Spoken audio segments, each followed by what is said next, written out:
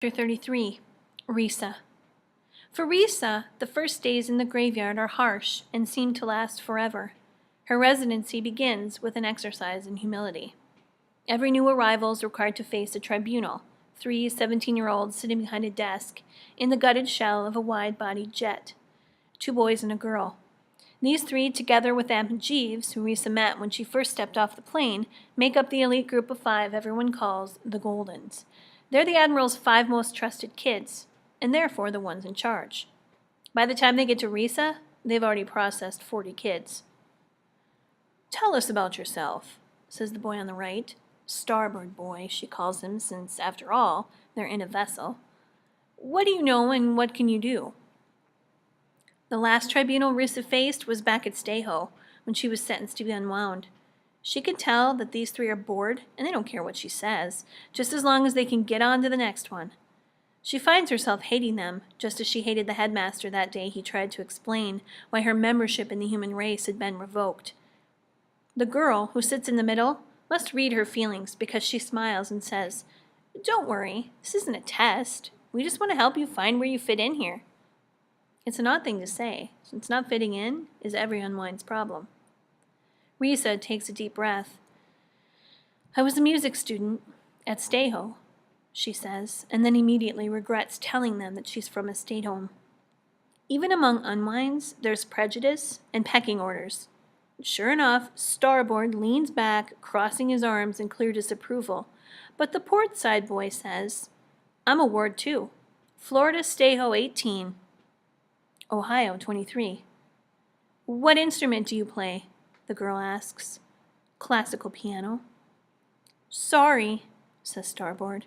"We've got enough musicians, and none of the planes came with a piano."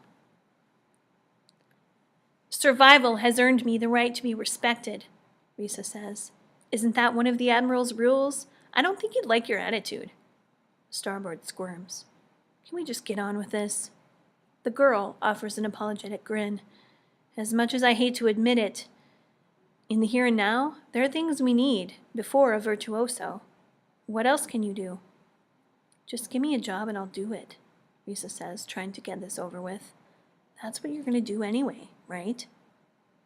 "Well, they always need help in the galley," says Starboard, "especially after meals."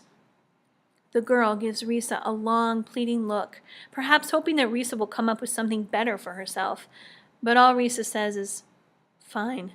Dishwasher. Am I done here?" She turns to leave, doing her best to douse her disgust. The next kid comes in as she's heading out.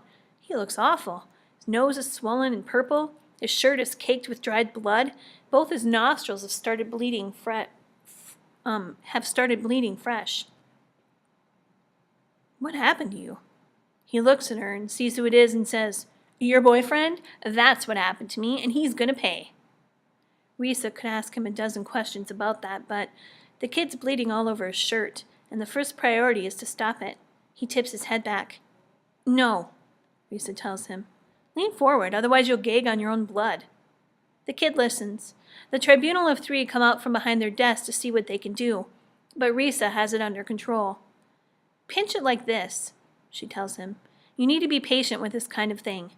She shows the kid exactly how to pinch his nose to stem the flow of blood, and then, once the bleeding stops, Portside comes over to her and says, "Nice work."